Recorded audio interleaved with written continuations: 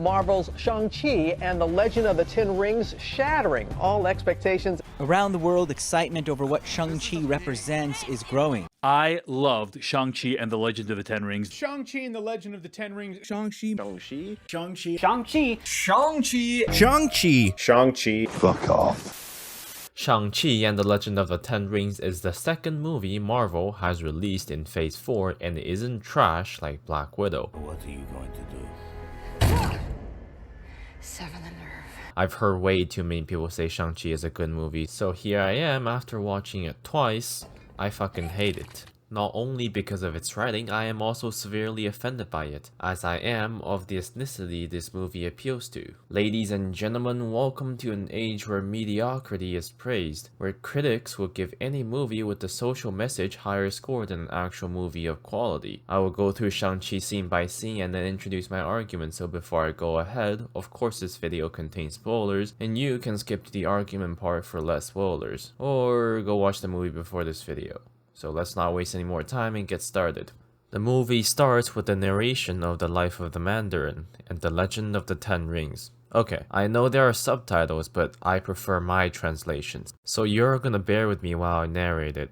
The Legend of the Ten Rings has been told for thousands of years, and no matter how the story evolves, the protagonist is always the same. Some say he found them in a volcano, and some say he stole them from a tomb. They gave him godlike strength and an eternal life.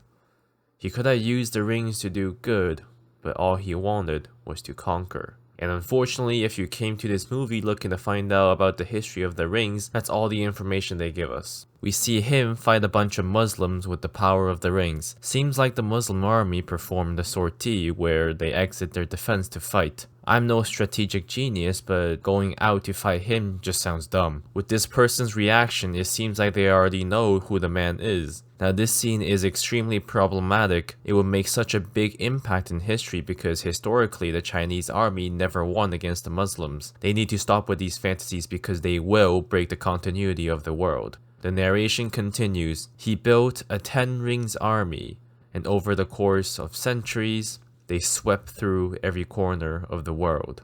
We then see his army fighting a bunch of other armies, and then going underground with the assassins, toppling governments and changing history. Just a quick note, in this scene, the rifles shoot, showing that his men did not care about using firearms. We'll save this for later. Okay, if he was such a conqueror like the narration says, why would he suddenly go underground? People only go underground when they cannot survive on the surface, and they literally said they swept through every corner of the world. Does this mean they know about Wakanda? Because they have godlike powers and technology that sounds similar to what the legend says.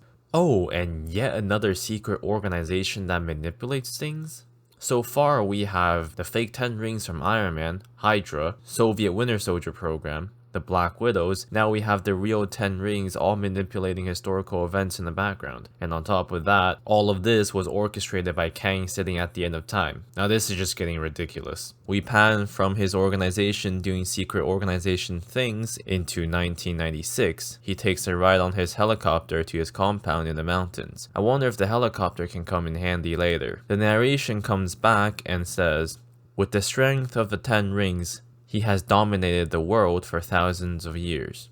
But he is not satisfied. We see him do some research and explain to his, I would assume, right-hand man about the legend of Ta Lo. Wait, what is a Ta Lo? I've never heard of that in Chinese. Oh, you're talking about Da Luo Tian, the Chinese equivalent of Asgard. Ah, we're going to see some Chinese mythology. Whoa, I'm hyped up. Okay, let's continue. And as for this video, I will go with Ta Lo to avoid confusion. He says it's a hidden village where mythical beasts and ancient magic still exist. Hold the fuck up. A hidden village? What the shit? The Chinese heaven is on a whole different godly level than the Greek and North mythology. And what is this ancient magic? Is this an adaptation of the Chinese mythology, or did they just bullshit all of this? This is getting uncomforting, but I'll deal with this for now. His subordinate suggests sending a scout team first, but he wanted to leave right away. Are they driving to Ta Lo? What the actual fuck? In Taoist mythology, Ta Lo is supposed to be a 36th heaven. Okay. They drive into a seemingly peaceful bamboo forest and they realize something is wrong.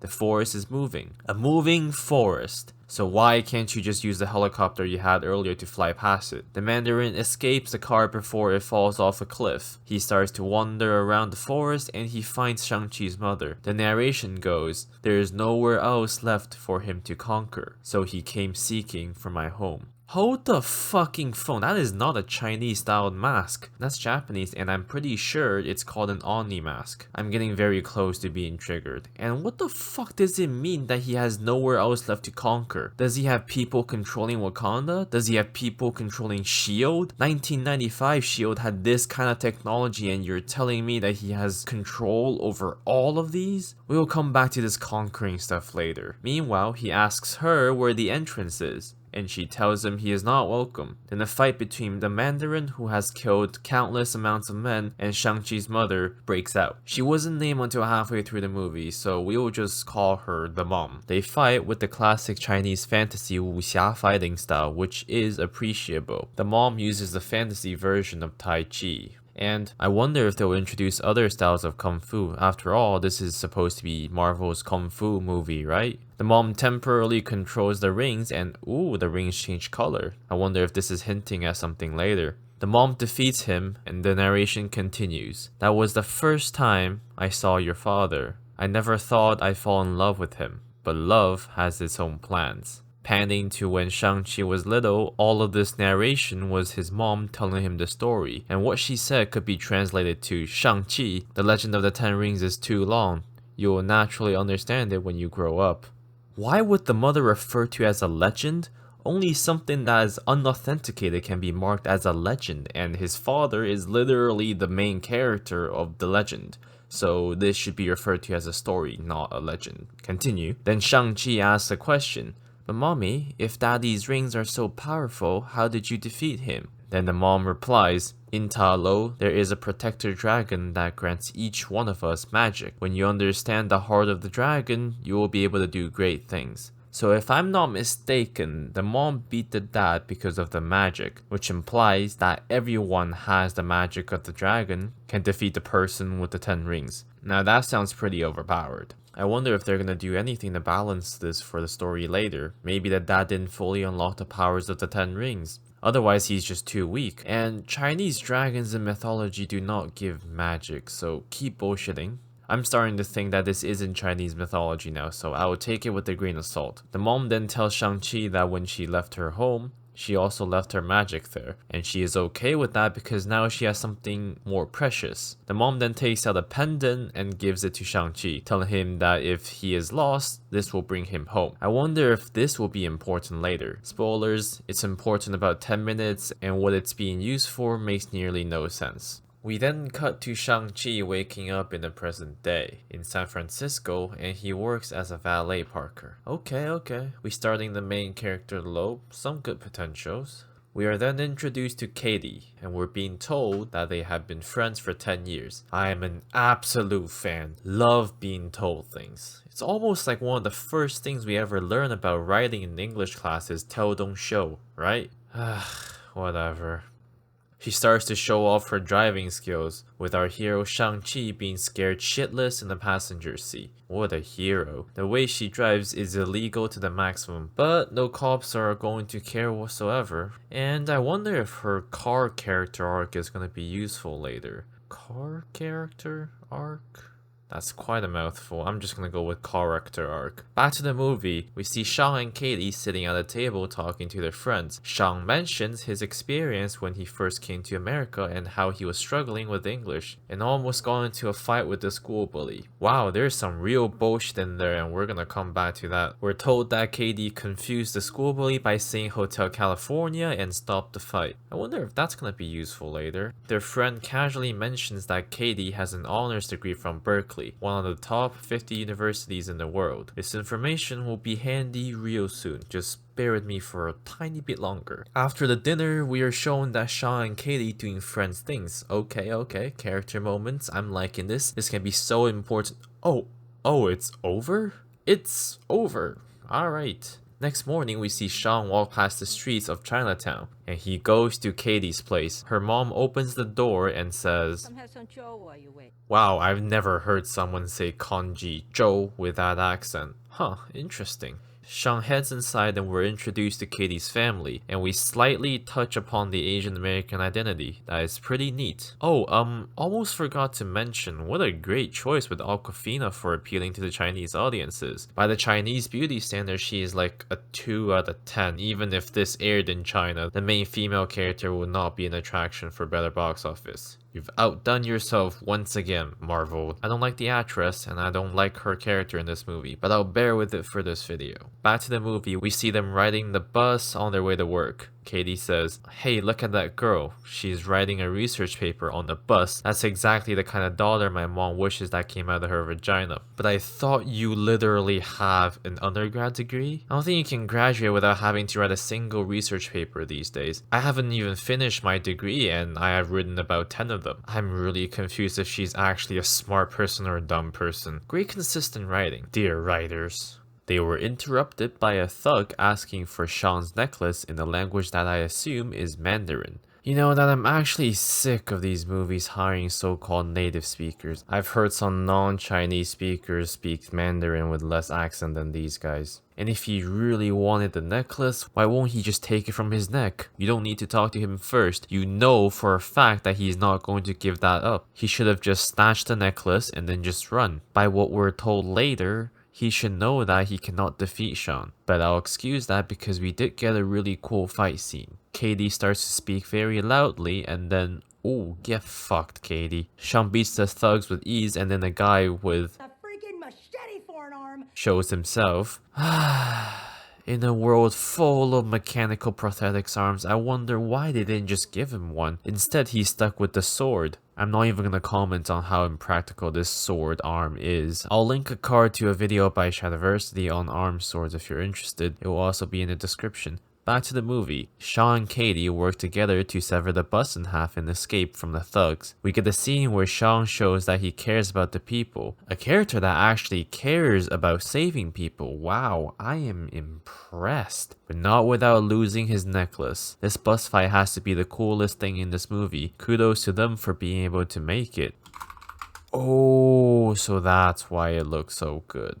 Alright, Sean goes home to pack for Macau, where his sister lives, because he believes she is in danger, showing that Sean really cares about her. I wonder if they will be consistent about this. And Katie decides to come with him. Interesting decision. Let's just see how much a flight is from San Fran to Macau. This is probably in Canadian dollars, but I still doubt that a valet parker can afford flights of this expense when Katie is living in a home like this. We cut to Sean's childhood. His father initiated his training after the death of his mom. We are introduced to this cool character that is not named, but hey now, that is actually a Chinese-styled mask.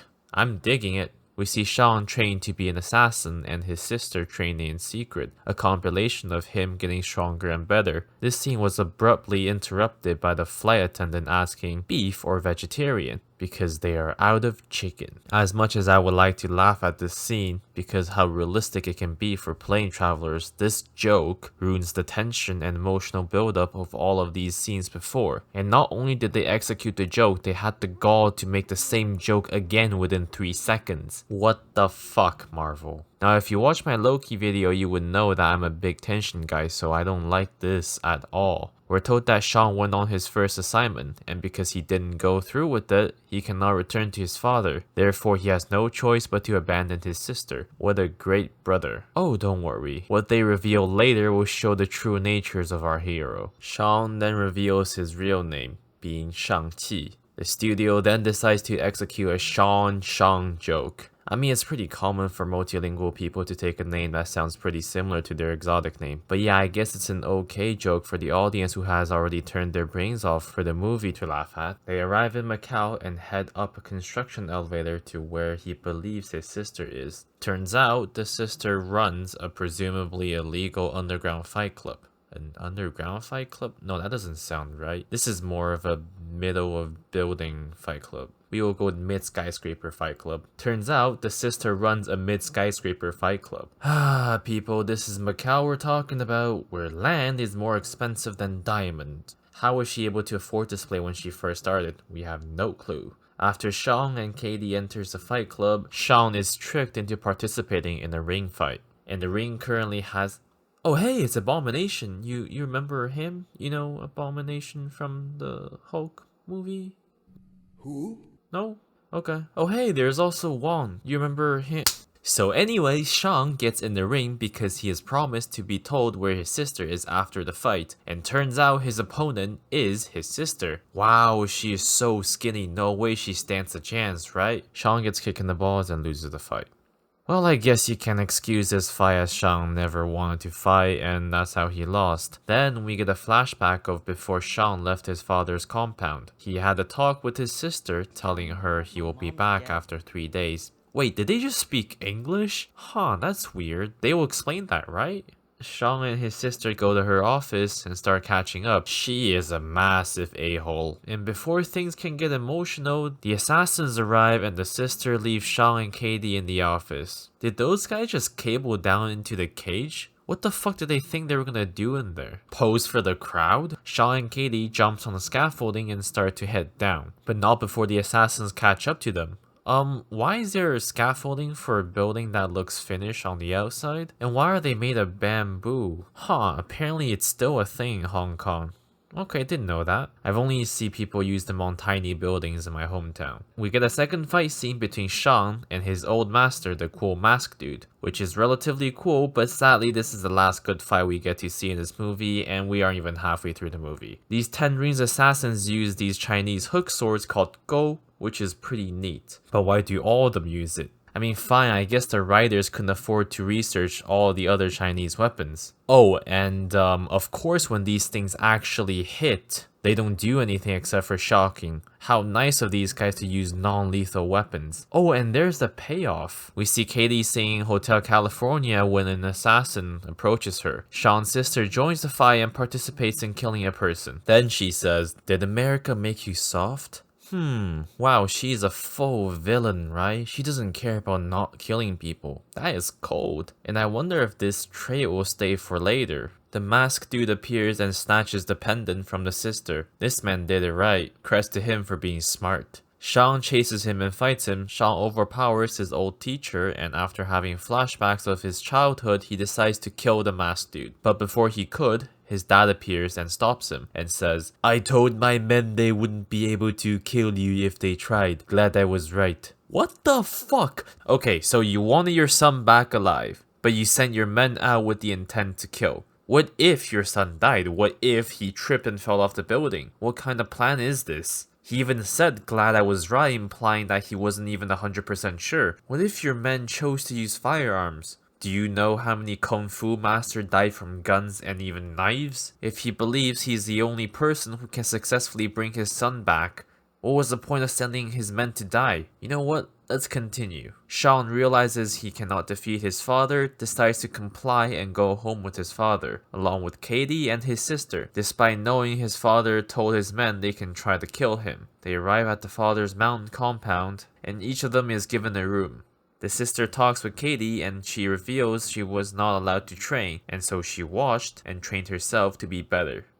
Then we cut to Shang Chi back at the wooden column he used to punch every day. What the fuck? Why would they want him to punch something that supports the weight of the roof? Do they not have training dummies? Then we get a flashback where we were shown that his dad isn't that bad of a person. He cares about his son. He cares about his family. Some good character moments here, and now we know that he isn't evil, who is the true villain of the story. Then he says, "Have you been practicing your English?" Ah, so this is why the kid spoke English earlier. Because he asked them to practice English. It didn't seem like Shang was struggling with English at all when he was speaking it earlier. Back to present day, we get all of the characters at the dinner table, where the father starts to talk about the importance of names. Of course, he brings up the Mandarin from Iron Man and how this man appropriated his name. This is an interesting joke, but does he not know the actual origin of the word Mandarin? It just means counselor or bureaucrat. Why does he refer to as a chicken dish and an orange? He tells everyone he has had many names before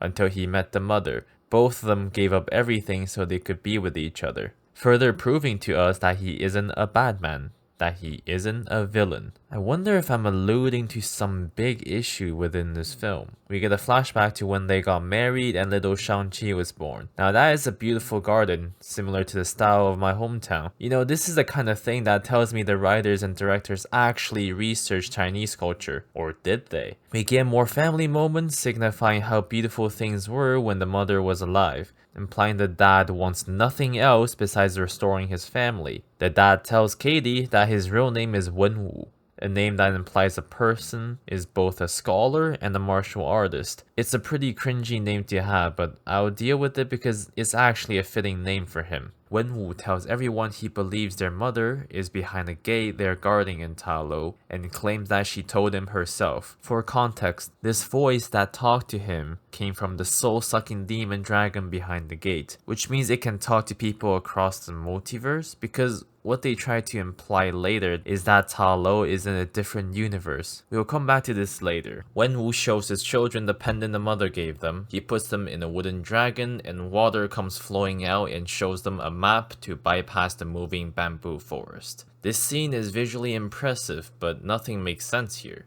Okay, so if it's a moving forest, like I said before, why can't they just fly past it? Wenwu has a helicopter and he has had it since 1996. And how does this show him exactly where to go? There's no coordinates, and how does he know precisely where to go? It's not like there are any landmarks to point out relative position. Whatever, I guess he now has a map to reach Ta Lo. Let's mention why the whole map mechanics was there in the first place.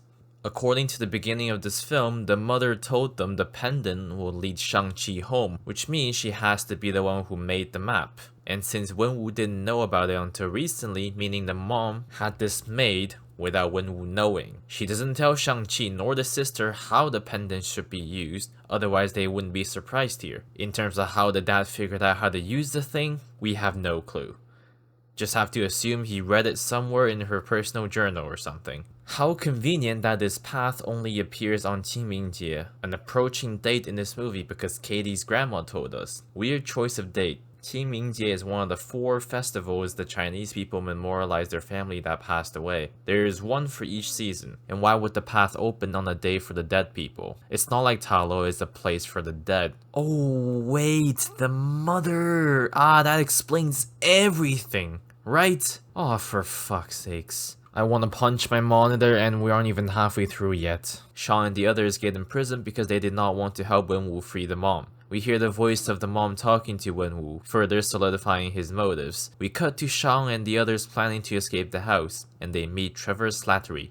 Who? You know, the guy who impersonated the Mandarin in Iron Man, and a mythical beast from Ta Lo that Trevor named Morris. Huh, a Chinese mythical beast. This thing is called a Dijiang. But unfortunately, according to the original description, this picture here is a more likely candidate. Back to the film, what a massive contrivance! Just as they say they need to get to Ta Lo before their father, they are able to find the only thing on earth that is able to lead them there. They are also able to find the person who can translate every single thing the beast says down to the word. Then the sister punches through the wall and they all escape by stealing a car from the garage. It is quite convenient how everything unfolded here, isn't it? It's convenient that Wenwu found this beast in the forest and decided to take it home and keep it alive all these years. It's also convenient that Wenwu captured Trevor and decided to put him in this prison. It's also convenient that he put Trevor and the beast Morris together so Trevor is able to translate word to word for Morris. It's also convenient that Wenwu puts his children and Katie in the same prison and lets them walk freely. It is also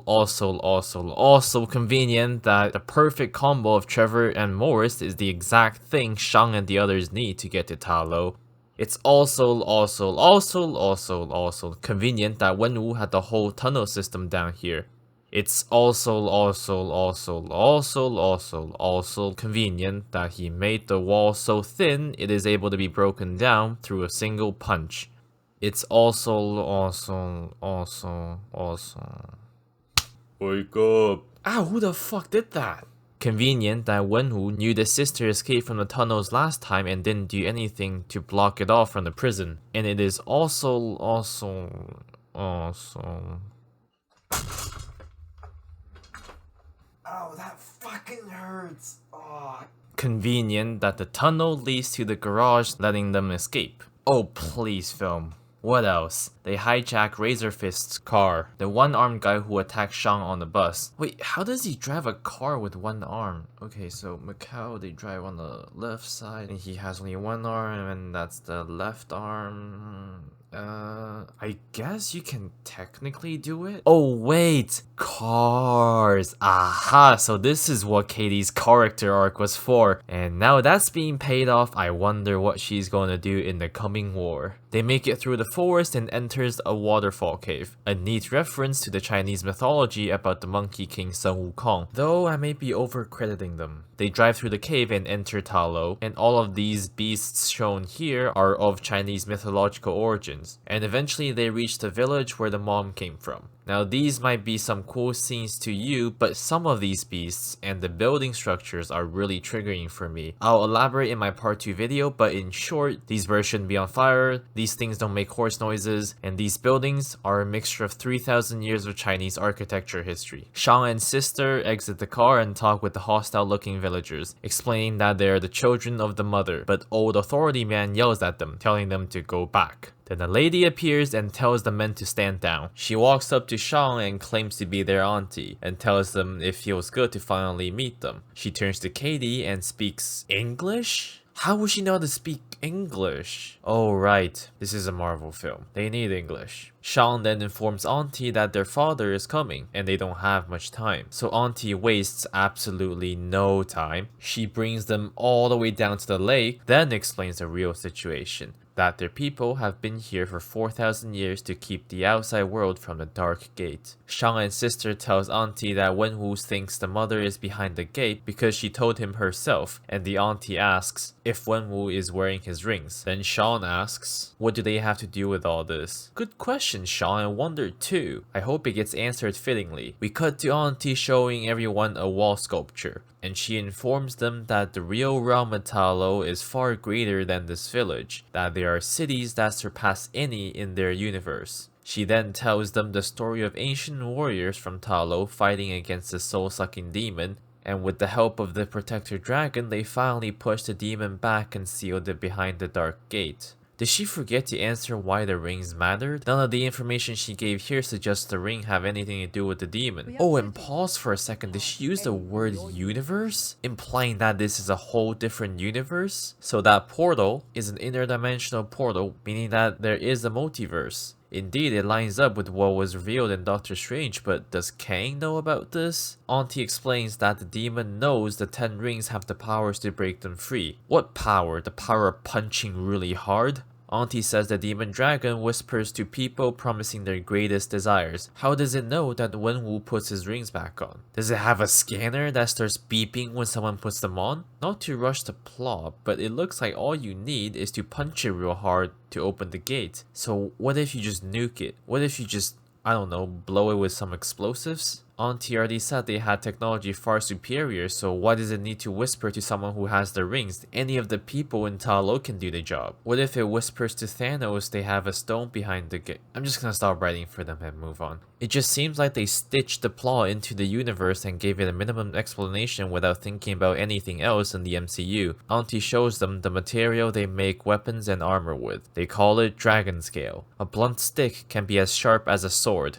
Okay, at least this unobtainium doesn't do everything, unlike vibranium. An old lady drops some arrows and Katie goes to help, and the lady tells her to carry the arrows to target practice. So now the character arc is over, she's going to have a bow rector arc. Cause you know, bows are extremely easy to learn and you can master within days, right? No, you can't. Anyone who has drawn a bow can tell you that. Auntie takes Sean and the sister to their mother's shrine and says, your mom knew one day you would find your way here, so she asked me to prepare something for your arrival. Guess what she fucking prepares? No, go ahead, take a wild fucking guess. Goddamn clothes. Not normal clothes, no. Clothes that are made of dragon scale and fit to a T. How the fuck did Auntie know their size? I don't even buy shirts online because the sizes usually don't match me unless I try them on, and their clothes just fit perfectly? Wow, I'm nearly speechless. To think that this was funded by hundreds of millions of dollars and everyone just agreed to execute these ideas in a pitch meeting is just pure insanity. We then get a montage of people training. Sister, Katie, Sean unlocking new abilities for the coming war. Katie hits a few bullseyes. Sister gets good with the rope dagger, and Shang unlocks airbending, the power the mom had. Then cut to Wenwu, this time seeing his wife, showing the audience that there is no going back now. Razor Fist comes in and informs him the men are ready, and they prepare to enter Talo. Going back to Sean, he gets a flashback when the mom died, to a rival gang of Wenwu seeking revenge. So if I'm not mistaken, a guy who has conquered the world has rival gangs. Your character does not lead a gang. He leads a world-dominating secret organization. Your enemy shouldn't know who you are nor your address. Imagine a bunch of thugs pulling up to Dreykov's house and kills his wife. It's like originally, they wrote his character to be like a Shanghai tycoon and they forgot to change this. The mom is able to kill a bunch of thugs before she dies. I'm not gonna say out loud, but imagine if they used this instead. Wenwu comes back too late, the mom dies, and he takes Sean to avenge the mother. This is where Sean witnesses violence for the first time in his life. Some meaningful moments for our hero. Then cutting to Sean finishing his training. Wenwu tells Sean they found the person responsible for the mother's death, and asks Sean to finish it for the both of them. Flashback over and Katie sits down by Sean, and Sean informs her of his dark past, that he actually killed the man who was responsible for killing his mother, and he says that he plans to kill his father. So, when he finished the assignment, he could have returned to his father's compound to help his sister and escape together. He did not do that, which means he had deliberately abandoned his sister to live a life by himself in San Fran. What a hero. How is he able to get to America, and how was he able to afford for school without status or housing? No fucking clue. You might be able to excuse the running part as him being afraid of himself, afraid of what he has become. But he had all of these time from when he escaped to modern day. He did not contact his sister once. What a good brother. No wonder why she was such an a-hole to him. He freaking deserved this. I do agree, I would have been satisfied if they just said he was afraid of what he has become. But why couldn't we get to see that scene? It could be such an important moment for the character. Whatever, moving on. Next morning, the people in Talo prepare for war, but Katie is denied a weapon because old authority man said it's too dangerous. Soon after, the 10 rings arrive in their cars. 1, 2, 3, 4, 5, 6, and 7. So in total, the whole of the mighty 10-ring army has 5 jeeps and 2 armored cars with presumably machine guns on them. No, I'm not joking. Look at it. He only has 7 cars. You might think, machine guns. They're going to steamroll these medieval dressing people in Talo, right? Now that's where you're wrong, because they don't use those machine guns at all. About 50 people exit the car, and if that's all he brought to Talo, when this was supposed to be the most important decision of his life, wow, the 10 Rings organization doesn't look that strong at all. I wonder how they conquered the world for him. They exchange some words. Wenwu asks them to stand aside, and old authority man tells Wenwu he is not welcome here. And Wenwu responds, 小子，跟我讲话礼貌点。我吃的盐比你吃的饭还要多。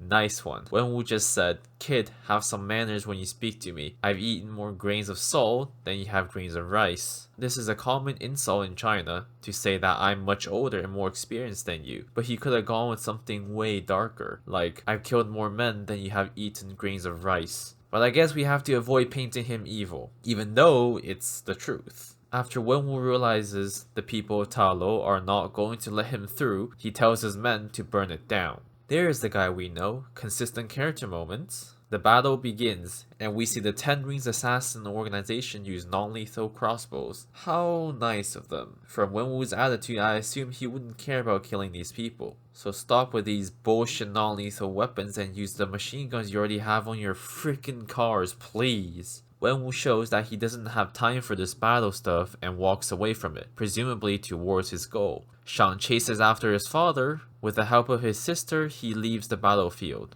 Alone, Shang finds his father in front of the mother's shrine. They exchange some words before they fight each other. Wenwu blames the death of the Mon on Shang because Shang didn't do anything. The fuck did you want him to do? Go die with your wife? It was you who didn't put enough security to defend the house, and it was you who wasn't there to help. Shang begins to get an upper hand with his anger, but ultimately is defeated by his father. Wow, that is a powerful hit.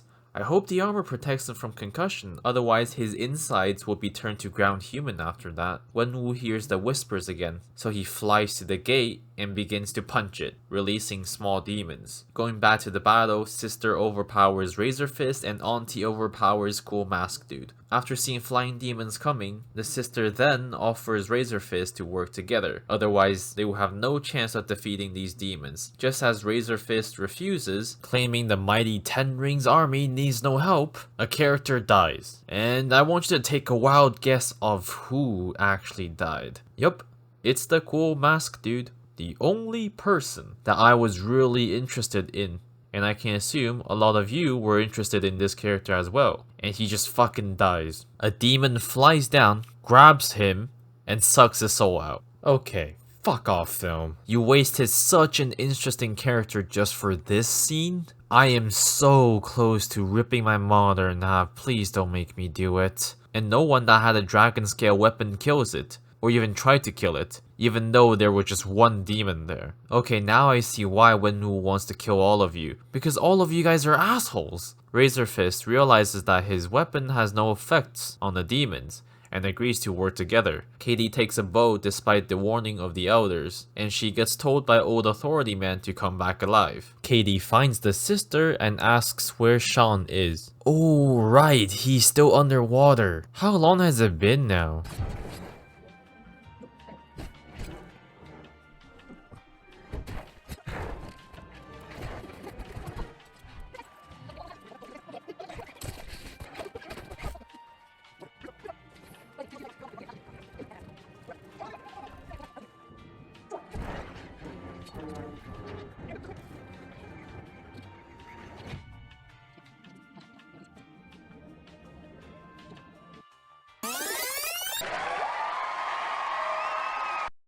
Wenwu starts punching harder and more demons gets released. Panning back, we see all the good guys prepare for battle, and old authority man tells Katie to take a deep breath. Again, this is some good character moments and good visualization of the calm before the storm. We turn to Shang, who is still underwater, gets a quick flashback of his mom, and we see air bubbles rising up from the bottom of the lake. Then Shang wakes up and he is staring straight into the eyes of the protector dragon. Shang rides the dragon out of the water to fight the demons, and the battle begins. Auntie tells Shang that he needs to stop his father, and he goes to the gate to confront his father once again. But this time, Shang starts to access the magic of the dragon and uses similar moves his mom used against Wenwu. Quick cut back to the sister. She sees the protector dragon is in danger, so she throws her 100-meter rope dagger. That's 330 feet for y'all Americans.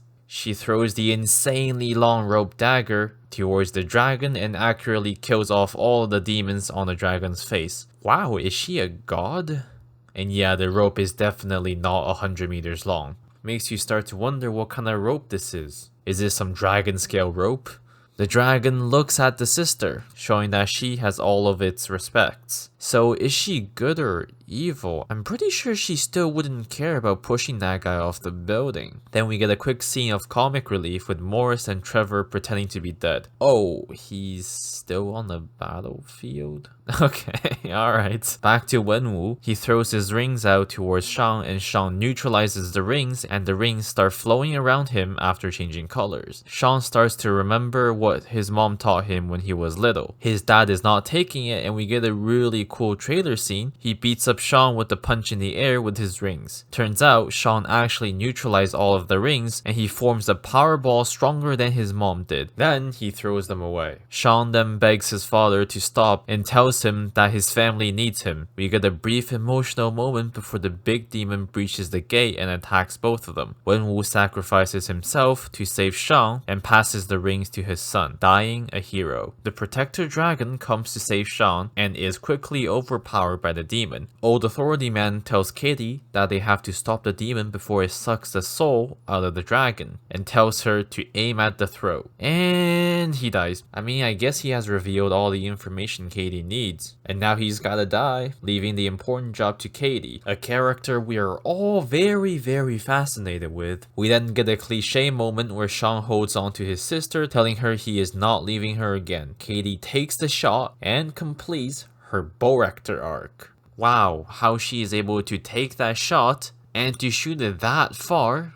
Don't question it, just go with the movie. The dragon, Shang, and sister perform some actions and finally defeat the demon dragon. Shang shoots his rings and floats midair. He starts to wave his hand around and the rings start spinning inside the demon dragon. Please do an actual fantasy Chinese martial arts moves. Please just don't step on it. Aw, for fuck's sakes. I guess he just stepped on it. Oh wait, no, he didn't even step on it. All he did was just switch his positions of his arms. This is so fucking lame. The battle is over, and they memorialize the dead by releasing water lanterns, a classic Asian ceremony for the dead. Back to San Francisco, Shang and Katie meet their friends once more, and Wong, yes Wong from Doctor Strange, portals in and takes Shang and Katie to the Sanctum Sanctorum. We then get two post-credit scenes. One of them shows Sister taking over the Ten Rings organization, and the other brings Shang into the MCU. End of movie. What a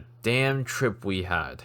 Now for the people who skipped to this part of the video, let's bring in my arguments. After watching the movie for the first time, I have already noted many things I did not like about the movie, and after a second, a third, and now a fourth time, they're just piling up. So let's get through the good parts about the movie first, cause there isn't much. It is natural to conclude that this movie has one of the best fight scenes in the whole MCU, especially the bus scene, the scene with the mask dude, and maybe the scaffolding scenes? Well, definitely not the CGI dragon flying fuckery at the end of the movie. Don't be mistaken. Even with all 40 minutes of my rant, by no means is this a trash movie. It doesn't destroy the universe like Loki, and it is significantly better than Black Widow. This movie is pure average Marvel fantasy sludge, and maybe below average? There are so many scenes in this movie that reflect the fact that the writers are actually doing research. The little details are hinting at us. But this makes me wonder if they actually did research. If they did, why did they make these insulting decisions? There are also a lot of decent character moments in this movie, but unfortunately, moments are the only thing they will ever be. They didn't do much with the characters, and they wasted so many meaningful character moments on executing corny jokes and other dialogue that makes nearly no consistent logic. Besides those, there are also a lot of good concept in this movie, like the father and son story. Wait, didn't we already get that movie? Huh, I guess this is more of a family movie then. So why do I think it's trash? Well, there are multiple reasons, and let me go through them one by one. Its appeal to the Chinese audience resulted in the movie almost being half English and half Mandarin. Now that's a weird combo, because if you want your audiences to fully understand the entire movie, you need them to be bilingual. You need them to be like me. I am bilingual and I understand all the dialogue in this movie with its original meanings, but I cannot promise for all of you. And this might result in some incompetent translation, which I already noted since I used my own translations for the dialogue instead of the default ones. In comparison to Black Panther, they did include some Wakandan phrases and stuff, but 99% of the movie was in English. That way, everyone can understand. This movie forces most of the audiences to read subtitles for about half of the movie. If they really wanted to include Mandarin, they could have made two versions of the movie, one in most if not full English, and the other in full Mandarin and minimal English dialogue. This way, the movie would have been more appealing to the audience that does not speak Mandarin. There's also a lot of usage of Chinese where you can tell they speak Mandarin as a second language, and the accent is somewhat unbearable. I am completely okay when the movie features different Chinese dialects, like the Stephen Chow movies, but this movie, they force non-fluent Mandarin speakers to speak Mandarin, and it is just cringe to the max. Unfortunately, it is very hard to come up with an analogy since English is the lingua franca of the world. It's almost comparable to when you ask a person if they can speak English over the phone and they pull out the most Indian sounding accent. No offense, dear Indian people. I don't know, but the point is, it is bad. Either don't speak Mandarin or try to speak it with a non-English accent. With that out of the way, let's get to the biggest problem in this movie, the lack of villains. If you ask anyone, including me, who the main villain in this movie is, we would all say it's Wenwu. But if you paid attention to the details of the movie, they never painted Wenwu as an evil character. There is no inherent evil motives from him. He's just a man who would do anything to get what he wants. In this case, it is his wife back. He was influenced by the demon dragon, which is the ultimate villain of the story, but we don't really care much about it because we know they won't make the villain win like they did in Infinity War. The movie could have gone without the soul-sucking demon at the end, if they were willing to make Wenwu a true villain. Imagine if this movie was purely about the family dynamics of Shang Chi, and none of this world-ending CGI dragon shit. That would have been good character work. Imagine if Wenwu has had thousands of children and he is a simple man looking for a fitting son to succeed him, and none was deemed worthy besides Shang Chi. Oh wait, didn't we already get that movie in the MCU? Never mind, but that doesn't change from the fact that there are so much wasted potentials of a good villain, a good character. They did a half-assed job with the characters just so they can bring the big CGI fights at the end. That literally turned the movie from a decently made film into sludge. I want to stray aside from the topic a little bit and talk about the big problem of filmmakings in general, and it is about villains in modern films. Many modern films technically do not have a villain by definition. Instead, they have anti-villains. An anti-villain is an opposite of an anti-hero. A simple definition for an anti-villain is a noble villain that has a sympathetic cause. Modern audiences have gotten bored with cartoonishly evil villains, but that doesn't mean the only other path to go is a villain with a noble cause. All a story needs is a competent villain, a villain with a clear goal, a villain that isn't simply evil because he is evil. Now, I'm not saying anti-villains are not good. In fact, my favorite MCU villains are anti-villains, but sometimes it is okay to have a good evil villain, especially in a solo movie like Shang Chi, because ultimately the villains would be forgotten in the grand scale of events in the cinematic universe. Who still remembers Whiplash? Who still remembers Yellow Jacket? Not every story needs a Thanos, and not every story needs a Zemo. Sometimes a competent villain like Ego is enough. Marvel is long known to have a formulaic writing when it comes to their movies. Thor: The Dark World, Ant-Man, Age of Ultron. The Marvel formula doesn't work anymore. There have been way too many movies made with the same fashion. An occasional leap of faith wouldn't kill you, Marvel. When Shang-Chi was released, all I saw on my news page was Shang-Chi making records at the box office. All these praises about box office beating expectations, they're all on the surface. The movie is the 4th lowest in ranking when it comes to global box office out of 25 MCU movies, and actually 3rd lowest if you had adjusted for inflation, only running slightly ahead of Black Widow and the Incredible Hulk. Now, this is the data at the time of the recording, and this number might change if it releases in China or from Blu-ray sales. But it has been 10 years since the last Marvel movie that has made less than $500 million globally, if you exclude Black Widow, that is. I don't know what else I can show you to prove to you that Marvel is dying, and they sure will be if they keep pumping out trash like this. Since we mentioned excess villains, let's also dive into the other excess characters. The movie could have been entirely about Shang-Chi and his family. There's almost no need for Awkwafina's character Katie. We know too little of Shang-Chi's sister, which I refuse to call her by her name in the breakdown part, but now I will say her name. Xia Ling is merely a side character, while being very important in the family and in the story. She gets less screen time than our beloved Katie. All we know is that Xialing was abandoned by Shang Chi when she was young, and she left her father's compound when she was 16 and went to Macau to establish a fight club. Imagine if we removed all of the scenes we spent on Katie, and in place we have character moments between Shang Chi and Xialing. Some might tell me Katie was needed because only she could have driven that well to get to Ta Lo, and only she could have hit the shot with the arrow at the throat of the demon dragon. Now hold on just a minute. They could literally make Xialing good at driving, and literally anyone to shoot the bow, or it doesn't have to be a bow thing at all. These reasons are strawmans, easily broken down because of the weaknesses in the writing. But let's just say Katie's character is needed. It is not like her character is well rounded. She has nearly no connections with any characters besides Shang-Chi, and even that is sketchy. She has to be one of the worst friends in the world. She wanted Shang-Chi to go into the ring and fight after seeing a big green monster punch himself out.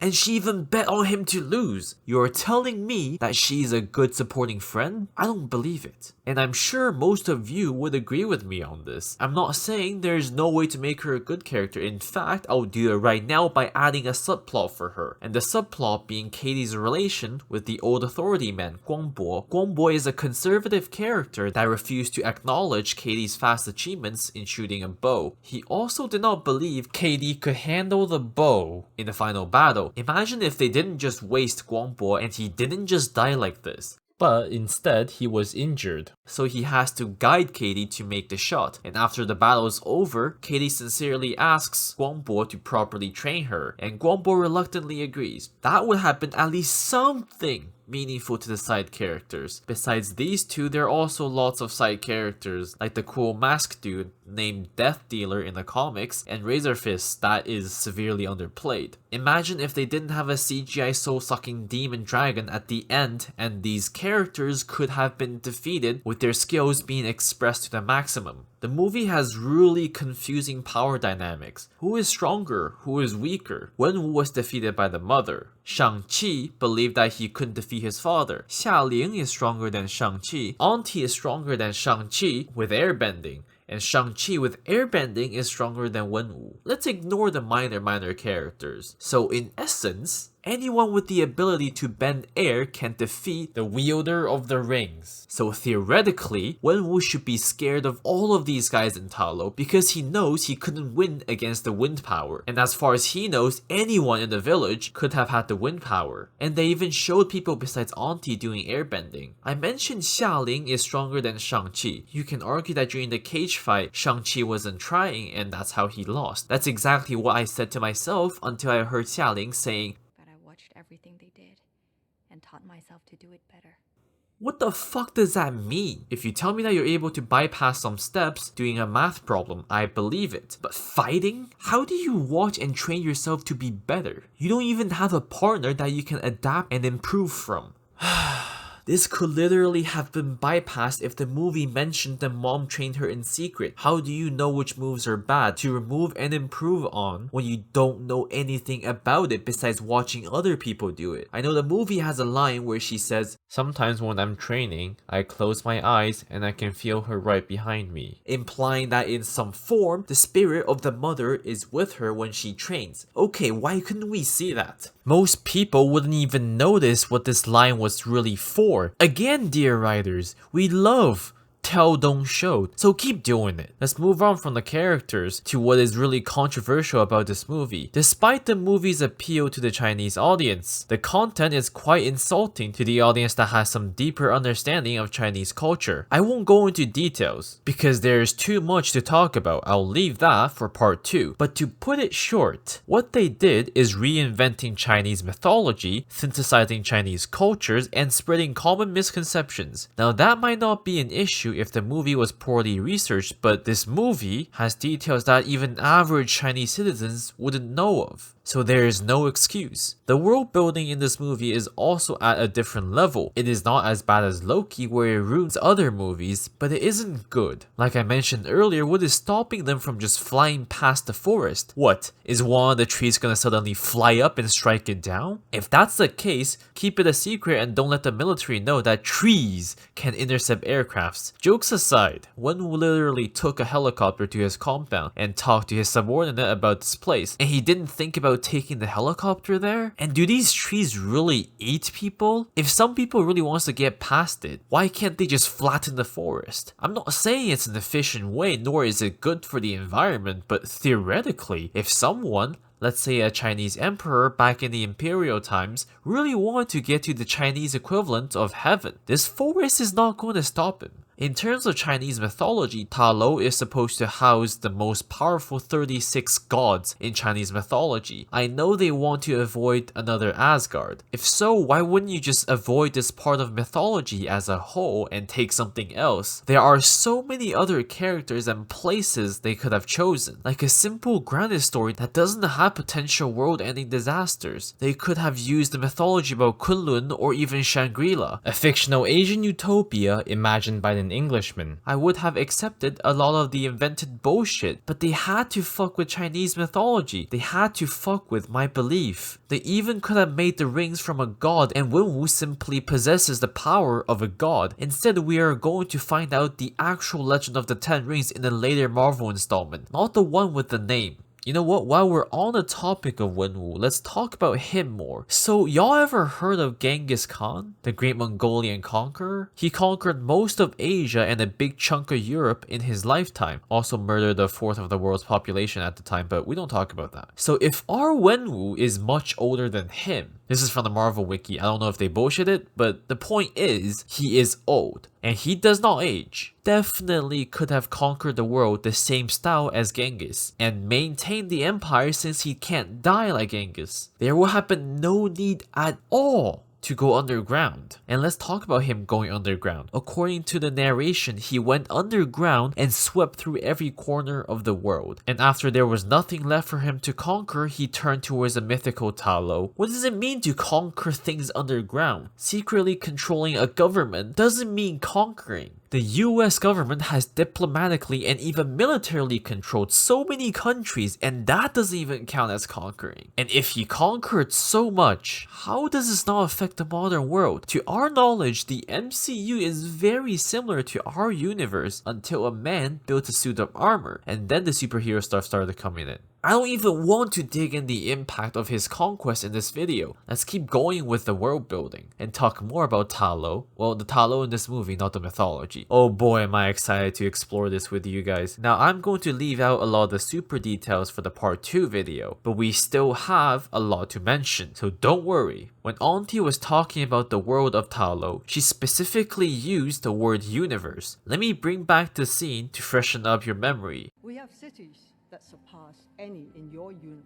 Excuse me, but the MCU is pretty big and there are lots of technologically advanced civilizations we see in this universe. We see quite a few in the Guardian movies and, hate to say it, Captain Marvel as well. So if that's the case for Ta Lo, why would they be using primitive weapons and living in an ancient Chinese-like styled building? I know, people are going to tell me that the Asgardians have primitive weapons and they were advanced, but just note that the Asgardians have these things. And according to Auntie, their civilization is more advanced, so where are the flying ships? Stationary cannons, advanced healing technology, and whatever this thing is fucking called at. The technology between Asgard and Ta Lo is far from each other, and I will let you decide who is more advanced. Hint, it's not the fucking people in Ta Lo. And if they are here to guard the gate so the demon dragon doesn't come out, why won't there be things like stationary artillery pointing both at the gate and away from the gate to keep the invaders at bay? Fucking learn from the Asgardians, please! There is nothing that even indicates this gate is dangerous if people from the other planets in this universe lands here. There is literally nothing stopping them from coming to the gate. I know having technology is hard, okay, but they could literally put a piece of paper beside the gate and say no open, open bad. And that would have been better than just having nothing there. Auntie also says their world sends their best warriors there. Why are there so many old people and none of these guys look like warriors? The goddamn goddamn Night's Watch from Game of Thrones looks more like warriors than these people. Why are they only armed with sticks and bows? I don't know how many more times I am going to beg the people in the MCU to use guns, but there is a reason why armies don't walk around with spears anymore, enchanted or not. Imagine if they just made the dragon scales into bullets. That would have been so much more efficient than making sticks, armors, and arrows. The whole portal thing to Earth while people of Ta Lo not wanting regular humans to wander in is just pure stupidity. And I expect that the forest mechanic is also made by the people from Ta Lo. Why would they design a forest so literally the only thing can get through is with a car? With the speed Katie was driving, I don't think anything else could have made it through. And after the trees, they just leave the portal wide open. Even Asgard has a god guarding the entrance. And Ta Lo has nothing. Nothing for guarding the portal to Earth and nothing for guarding the gate to keep the ultimate evil at bay. I don't know if the portal was engineered by the people from Ta Lo or was it naturally made. If it is engineered and they wanted nothing to do with Earth, they should literally just close it down. And I assume that is not the case. So if it is a natural portal, just, I don't know, dig a massive hole on your end of the portal? I don't know, even putting a door at either end of the portal would have done more than what they did. Are they really trying to defend the portal or not? Because it really doesn't look like they actually care about this powerful demon behind the gate. My head really hurts at this point. Let's stop with that. Lastly, the movie didn't need to be so catered towards the Chinese audiences. Now, I don't mean that in the sense of movies shouldn't appeal to the Chinese audiences at all. Studios need to maximize their profits in the Chinese box office. What I mean is that this could have been the movie to explore the identity of Chinese Americans instead, and in essence, extend to the identity of all Asian Americans. Because I don't hear any Chinese people saying they are inspired by this movie. Only Asian Americans have been so vocal about this. If you haven't been living under a rock for the past few years, you know that ever since COVID started, the number of anti-Asian hate crimes has increased. By no means did I say anti-Asian hate didn't exist before this, but now is the high point in about 50 years. With all of the Stop Asian Hate movement in 2020 and 2021, if this movie had a similar awareness of social justice like they did in the Black Panther movie, this would have been received way better. Now, I'm not saying that Black Panther is a good movie. With all my respect to Chadwick Boseman, that movie is bad on a different level. Maybe I'll make a video on it one day. It is sort of the origin of me watching movies critically. This movie could have spread awareness of anti-Asian racism, but they chose to appeal to the Chinese audiences and neglect the social issues that exist in the North American world. I will link you guys with the video by Accented Cinema that talks more about this topic, about the connections between Shang-Chi and the identity of Asian Americans, in the cards and in the description. A lot of people compare this movie to Black Panther.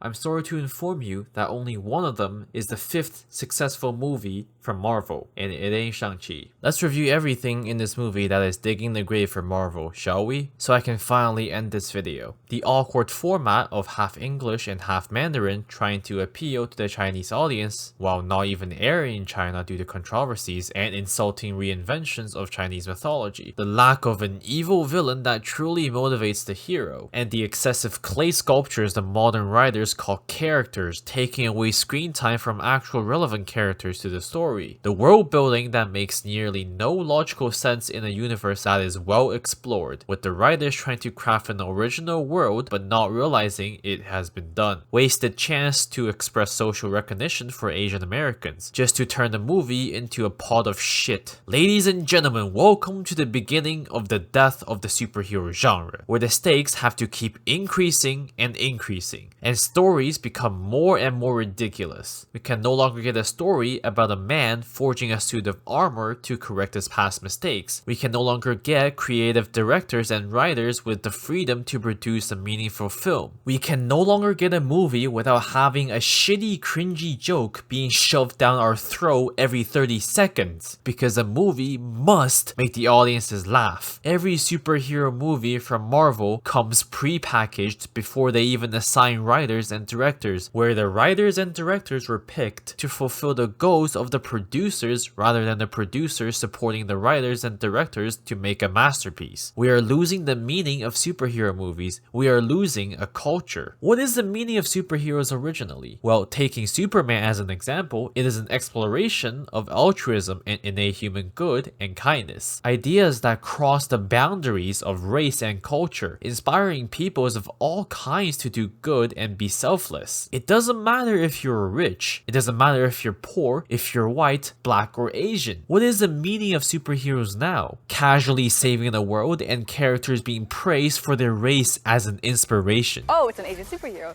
Like, that could be me. You know, it really brings, like, it's really inspirational. That could be like an Asian face. It's not really like separate anymore. Is he a hero or a murderer that abandons his family? Do his character traits truly inspire you? Or does he inspire you because he is Asian? Does Superman not inspire you to be selfless and kind because he looks like a white Caucasian male? I haven't been a superhero fan for very long, but the fact that there was not an Asian superhero never bothered me, because superheroes should transcend race and culture. Iron Man taught me to be not blinded by wealth. Captain America taught me to be honest. Thor taught me to value my family. What did Shang Chi teach me? That you can be a good person with a dark past? The superhero genre is no longer fantasies with messages to inspire people. There are now ways to rake in money or laundry money for corporations. This is an age where some of the smaller indie films are more enjoyable than movies funded by hundreds of millions of dollars by massive corporations. We have seen what they've done with the Star Wars franchise, and the same fate is imminent for the MCU. Thank you for bearing with me to the end. This is Guai, and I really appreciate you listening to my rant. Originally, I planned this video to be about Black Widow, but before I could start on the script, I watched Shang Chi, a movie that resonates with me personally, and not in a good way. This movie has insulted my culture, and they managed to do it in the name of spreading awareness for Asians. After this movie, my interest in Marvel has gravely decreased, and I don't think I'll be watching The Eternals. I plan to make a part 2 video analyzing why Shang-Chi is bad, by drawing comparisons from other movies and diving into the Chinese mythology. I do have other projects before I would like to work on the analysis, but it surely is coming, and I'm not giving a date just yet. So I'll see you guys soon.